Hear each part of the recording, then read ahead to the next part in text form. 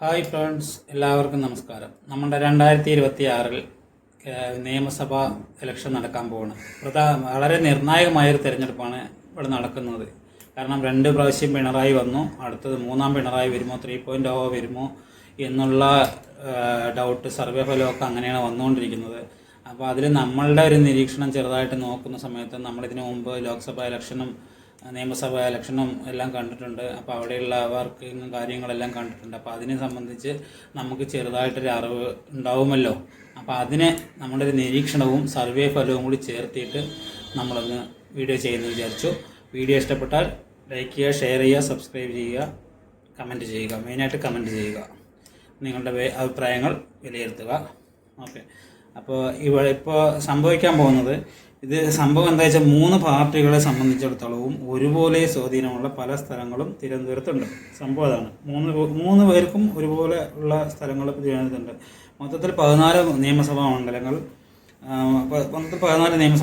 തിരുവനന്തപുരത്ത്, മനസ്സിലായോ? 14 അവിടെ ഉള്ളത്. അതിൽ 13 കഴിഞ്ഞ പ്രാവശ്യം LDF ആണ് ഭരിച്ചത്. അവിടെ എന്താണ് സംഭവിക്കാൻ പോകുന്നത്? 2026 വളരെ ട്വിസ്റ്റുകളും അട്ടിമറികളും സംഭവിക്കാൻ സാധ്യതയുണ്ട് എന്നുള്ള സർവേ ഫലമാണ് പുറത്തു വന്നിരിക്കുന്നത്.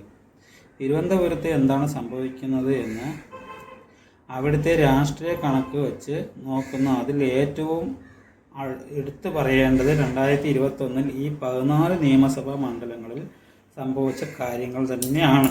സംഭവം എന്താ വെച്ചാൽ 14-ൽ 13 LDF വന്നു, BJPക്ക് 1 പോവുകയും ചെയ്തു. മൊത്തത്തിൽ 2021 തൂത്തുവാരുകയായിരുന്നു LDF. BJPക്ക് ഉള്ളത് പോയി, UDF 1 കിട്ടി നാറിപ്പോയി. മനസ്സിലായില്ല? എന്നാൽ 2026 വരുമ്പോൾ എന്താണ് സംഭവിക്കാൻ പോകുന്നത്? പലതരം ട്വിസ്റ്റുകൾക്കും സാധ്യതയുണ്ടോ എന്ന് ചോദിച്ചാൽ ഉറപ്പായിട്ടും ഉണ്ട്. വലിയ അട്ടിമറികൾ ഉണ്ടാവാൻ സാധ്യതയുണ്ട് എന്നാണ് തോന്നുന്നത്. അവിടുത്തെ 14 നിയമസഭാ മണ്ഡലങ്ങൾ ഏതാണെന്ന് പറയാം. കഴക്കൂട്ടം, വട്ടിയൂർക്കാവ്, തിരുവനന്തപുരം, നേമം, പാറശാല, കോവളം, നെയ്യാറ്റിൻകര, വർക്കല, കാട്ടാക്കട, ആറ്റിങ്ങൽ, ചിറയൻകീഴ്, നെടുമങ്ങാട്, വാമനപുരം, അരുവിക്കര എന്നിങ്ങനെ 14 നിയമസഭാ മണ്ഡലങ്ങൾ. അതിൽ ഏറ്റവും കൂടുതൽ ത്രികോണപ്പോര് നടക്കുന്നത് തിരുവനന്തപുരത്താണ്. നമുക്ക് ത്രികോണപ്പോര് നടക്കുന്ന മണ്ഡലങ്ങൾ ഏതാണെന്ന് പറയാം. അതായത് തിരുവനന്തപുരം മണ്ഡലം എന്നല്ല ഉദ്ദേശിച്ച് മൊത്തം അവിടെ ഏറ്റവും കൂടുതൽ ത്രികോണപ്പോര് നടക്കുന്നത് തിരുവനന്തപുരം ജില്ലയിലാണ്. മനസ്സിലായോ? നടക്കുന്ന മണ്ഡലങ്ങൾ ഏതാണെന്ന് നമുക്ക് പറയാം. ഒന്നാമത് വട്ടിയൂർക്കാവ്. അവിടെ ഇപ്പോൾ LDF ആണ് ഭരിക്കുന്നത്. 2-ാം സ്ഥാനമാണ് BJP. അവിടെ ഈ കഴിഞ്ഞ ലോക്സഭാ ഇലക്ഷൻ കഴിഞ്ഞപ്പോൾ അവിടുത്തെ നിയമസഭാ മണ്ഡലത്തിലെ കണക്ക് നോക്കുമ്പോൾ BJP 1-ാം സ്ഥാനത്താണ്. ലോക്സഭയും നിയമസഭയും ഇലക്ഷൻ രണ്ടും രണ്ടാണ്. എന്നാലും പറയുന്നു അവിടുത്തെ അത്രയും BJP വോട്ടുണ്ട്. മനസ്സിലായില്ലേ? അവിടെ അത്രയും BJP വോട്ടുണ്ട്. BJP വോട്ടിന് കുറവില്ല. കാരണം ഈ കഴിഞ്ഞ 2024 ലോക്സഭാ ഇലക്ഷനിൽ അവിടുത്തെ നിയമസഭാ മണ്ഡലങ്ങളിൽ നോക്കുമ്പോൾ BJP 1-ാം സ്ഥാനത്താണ്. കൃത്യമായിട്ടുള്ള സ്ഥാനാർത്ഥികൾ, ജനസ്വാധീനമുള്ള സ്ഥാനാർത്ഥികൾ അവിടെ വന്നാൽ, കറക്റ്റ് സ്ഥാനാർത്ഥികൾ വന്നാൽ അവിടെ 50-50 ചാൻസാണ്. BJP വന്നാലും വരും. അടുത്തത് കഴക്കൂട്ടമാണ്. അവിടെയും 50-50 ചാൻസ്, 50-50 ആണ് ചാൻസ്. എന്തായാലും ചെറിയ മുൻതൂക്കം LDFനുണ്ട്. സ്ഥാനാർത്ഥി നിർണയം അവിടെയും മത്സരഫലം നിർണ്ണയിക്കും. ഇനി അടുത്തത് തിരുവനന്തപുരം നിയമസഭാ മണ്ഡലം നോക്കിയാൽ അവിടെയും LDF സീറ്റാണ്. അവിടെയും ടൈറ്റ് മത്സരം നടക്കും, അത് ഉറപ്പാണ്. അടുത്തത് നിയമം നോക്കിയാൽ നിലവിൽ LDFൻ്റെ സീറ്റാണ്. 2021 BJPയുടെ കയ്യിൽ നിന്ന് തട്ടിയെടുത്തതാണ്. അപ്പോൾ അത് BJP തിരിച്ചു പിടിക്കുമെന്നാണ് ഇപ്പോഴത്തെ സർവേയിൽ നിന്ന് വ്യക്തമാകുന്നത്. അവിടെയും സ്ഥാനാർത്ഥി നിർണയം പ്രധാന ഘടകമാണ്. ജയപരാജയങ്ങൾ നിർണ്ണയിക്കുന്നത് സ്ഥാനാർത്ഥി നിർണ്ണയമാണ് ജയപരാജയങ്ങൾ എന്തായാലും നിർണ്ണയിക്കുന്നത് കേട്ടോ. കാരണം നല്ല സ്ഥാനാർത്ഥിനെ കിട്ടിയാൽ ഓട്ടോമാറ്റിക്കായിട്ട് അത് LDFന് കിട്ടാൻ ചാൻസ് കൂടുതലാണ്. BJPയൊക്കെ കാരണം ആത്മാർത്ഥതയൊക്കെ കുറവായിരിക്കും. കാരണം വീണ്ടും LDF സർക്കാർ വരണമെന്ന് മനസ്സുകൊണ്ട് ആഗ്രഹിക്കുന്ന പാർട്ടിയാണ് BJP, അത് ഉറപ്പാണ്. ഇനി അടുത്തത് വർക്കല പറയുകയാണെങ്കിൽ വർക്കല LDF സീറ്റാണ്. ത്രികോണ പോരാണ് അവിടെയും നടക്കാൻ പോകുന്നത് എന്നാണ് സർവേയിൽ വ്യക്തമാകുന്നത്. അവിടെ BDGSൻ്റെ കയ്യിൽ നിന്നും, നമ്മുടെ BDGSൻ്റെ കയ്യിൽ നിന്ന് BJP വാങ്ങാൻ സാധ്യതയുണ്ട്. അങ്ങനെ ആയാൽ അവിടെയും ശക്തമായ മത്സരം നടക്കും. എന്നാലും പറയാതിരിക്കാൻ പറ്റില്ല, മുൻതൂക്കം LDFന് തന്നെയാണ്.